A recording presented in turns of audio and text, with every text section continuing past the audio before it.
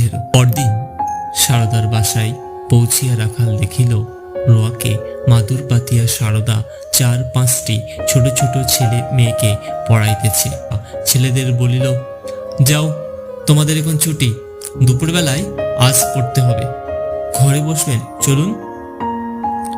রাখাল শুষ্ক কণ্ঠে কহিল, না, বসবার আর সময় নেই, দু একটা কথা জিজ্ঞাসা করেই চলে যাব।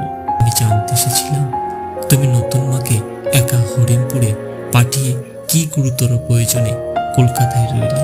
আগে আপনি আমার একটি কথা সত্যি করে জবাব দেবেন বলুন। দেব।